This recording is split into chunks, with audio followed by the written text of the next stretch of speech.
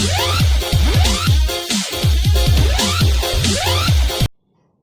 Friends, स्वागत है आप सबों का लर्निंग ऑन ट्यूब पे। मौर्य काल से संबंधित कुछ अन्य महत्वपूर्ण क्वेश्चंस में आज हम लोग बाकी रह गए कुछ क्वेश्चंस को कंटिन्यू करेंगे और इस वीडियो में भी 25 क्वेश्चंस होंगे। तो दोस्तों, वन लाइनर क्वेश्चंस होने के कारण ये पढ़ने में काफ़ी आसान होते हैं, साथ ही याद रखने में भी बहुत ही ज़्यादा आसानी होती है। एक तो पढ़ने में सुविधा और साथ ही याद रखने में भी आसानी। तो ऐसे क्वेश्चंस बिल्कुल भी स्किप मत कीजिएगा, पूरा वीडियो देखिएगा और साथ ही अपने दोस्तों के साथ शेयर जरूर कीजिएगा। तो चलिए स्टार्ट करते हैं इस वीडियो को और स्क्रीन पे चलते हैं। तो वीडियो का फर्स्ट क्वेश्चन होगा दोस्तों क्वेश्चन नंबर 26 से। इससे पहले के 25 क्वेश्चंस डाले जा चुके हैं। इन सारे क्वेश्चंस को देखने के लिए आप हमारे प्रीवियस वीडियोस देख सकते हैं। तो इस वीडियो को स्टार्ट करेंगे क्वेश्चन नंबर 26 से, जो कि इस वीडियो का फर्स्ट क्वेश्चन होगा और इस सीरीज का 26 क्वेश्चन होगा।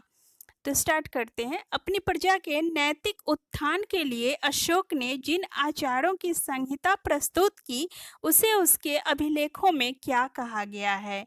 तो उसे उसके अभिलेखों में धम्म कहा गया है। प्रजा के नैतिक उत्थान के लिए अशोक ने आचारों का एक नियम संग्रह बनाया था, जिसे संहिता कहा गया था।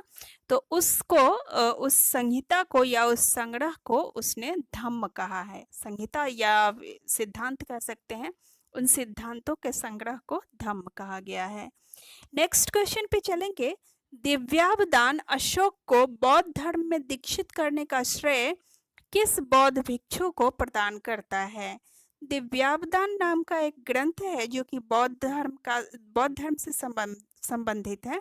तो इस ग्रंथ में यह उल्लिखित है कि अशोक को बौद्ध धर्म में दीक्षित करने का श्रेय बौद्ध भिक्षु उपगुप्त को है। अर्थात बौद्ध भिक्षु उपगुप्त ने अशोक को बौद्ध धर्म में लाया था। नेक्स्ट है, किन तमिल ग्रंथों से पता चलता है कि चंद्रगुप्त ने तमिल प्रदेश पर आक्रमण किया था?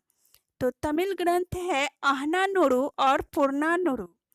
ये दो तमिल ग्रंथ हैं जो कि यह बताते हैं कि चंद्रगुप्त ने तमिल प्रदेश पर आक्रमण किया था। पुरनानुरु में मूलतः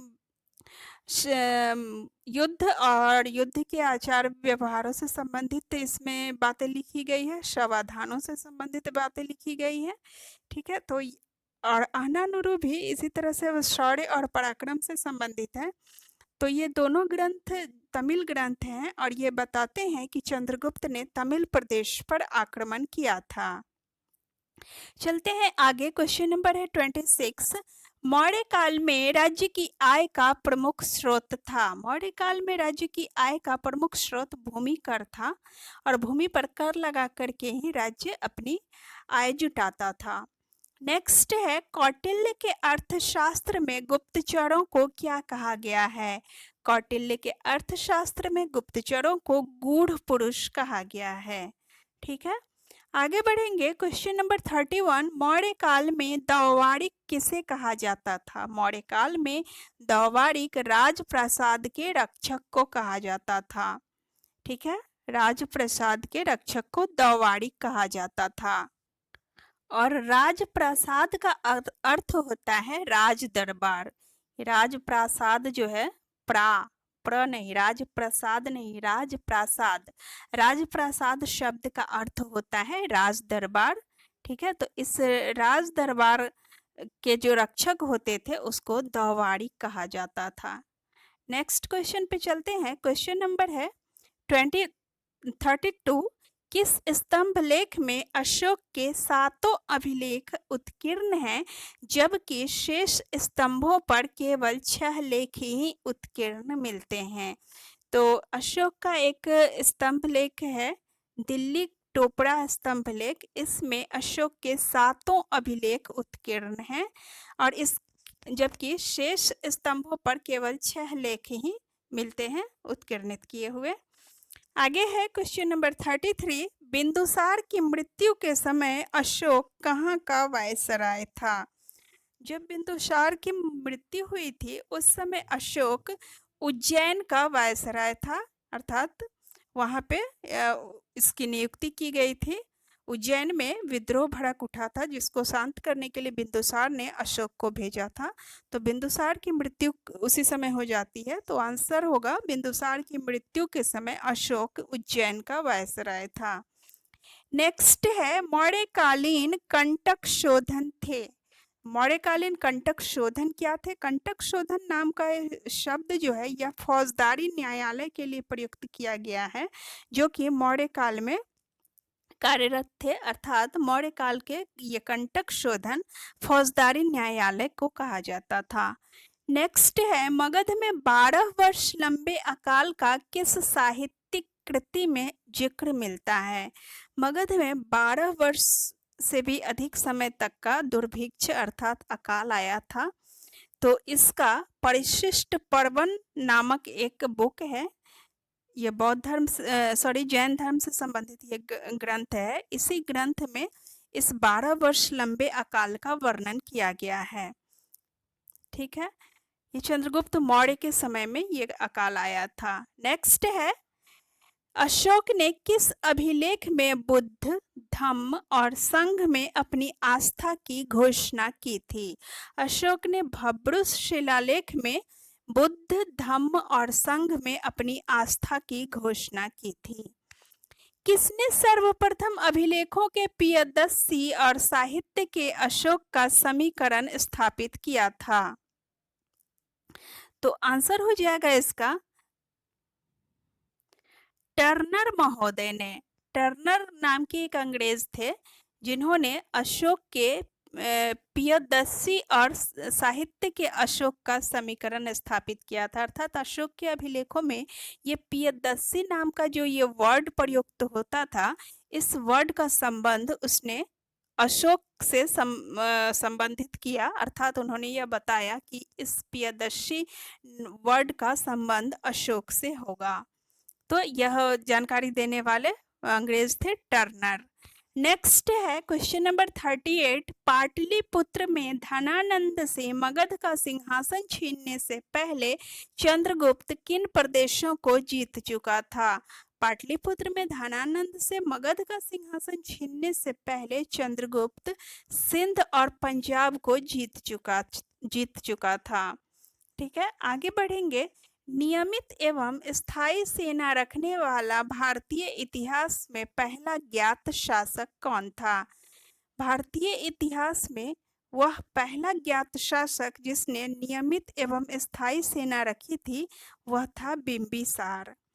इससे पहले सेनाएं तो रखी जाती थी, लेकिन यह न तो नियमित होती थी न ही स्थायी होती थी।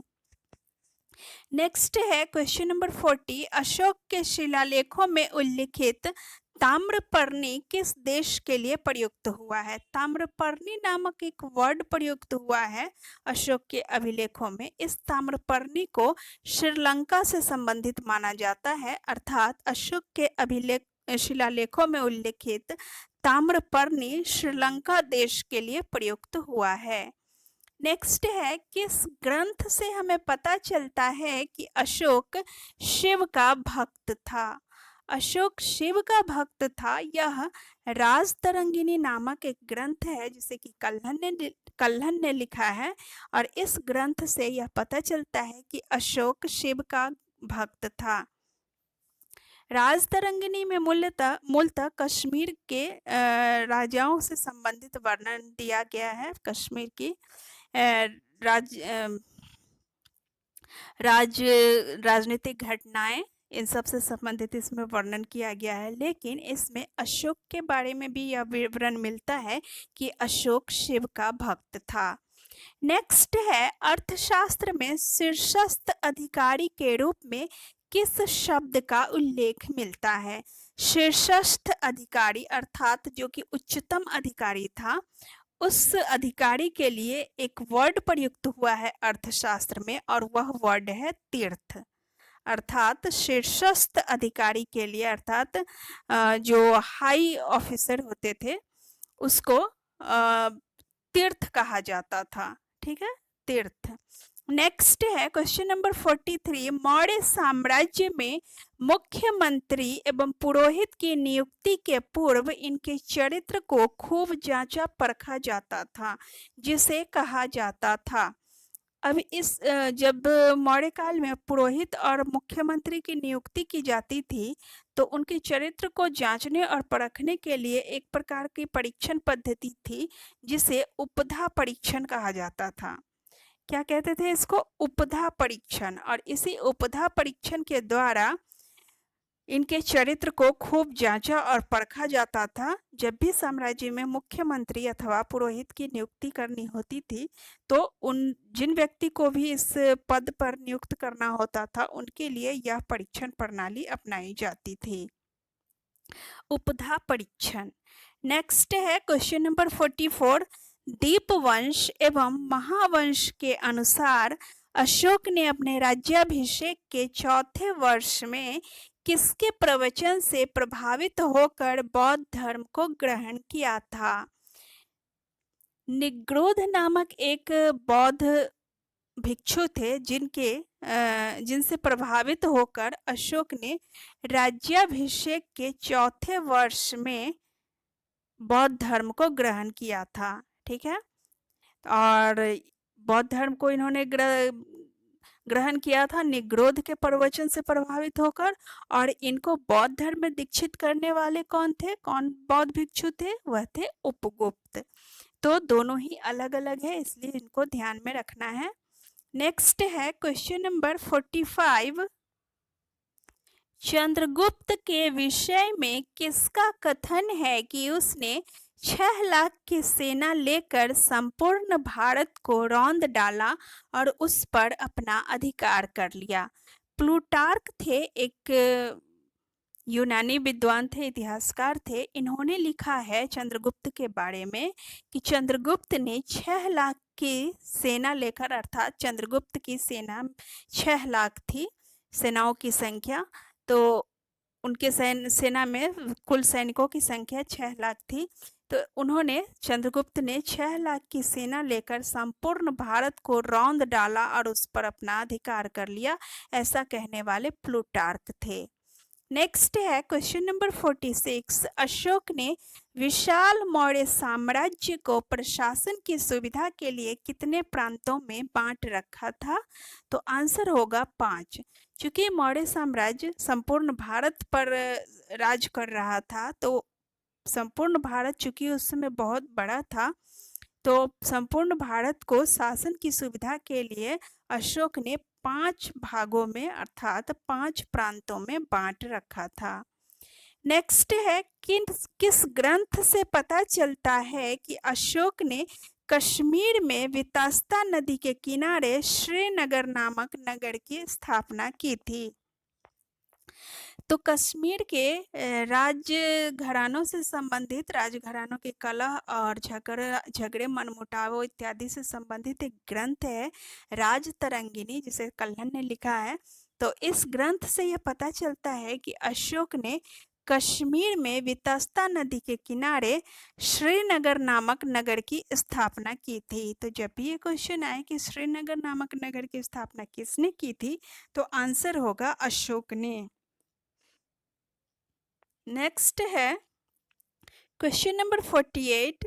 अशोक द्वारा प्रस्तुत किस सिद्धांत के अंतर्गत आत्मोत्कर्ष के लिए आत्म परीक्षा, आत्मनिरीक्षण एवं मनन करना पड़ता था? तो यह आंसर हो जाएगा निझंती सिद्धांत के। अर्थात अशोक ने एक सिद्धांत बनाया था, एक सिद्धांत दिया था, निझंती सिद्धांत जिसका नाम था। और इस सिद्धांत के अंतर्गत आत्मोत्कर्ष के लिए आत्म परीक्षा, आत्मनिरीक्षण एवं मनन इत्यादि करने पड़ते थे। नेक्स्ट है किन शिलालेखों से खरोष्ठी लिपि के साक्ष्य प्राप्त हुए हैं? तो खरोष्ठी लिपि से संबंधित साक्ष्य प्राप्त हुए हैं मानसेहरा और शाहबाजगढ़ी से। नेक्स्ट है, अशोक के अभिलेखों को पढ़ने में सर्वप्रथम 1837 में किस विद्वान को सफलता प्राप्त हुई?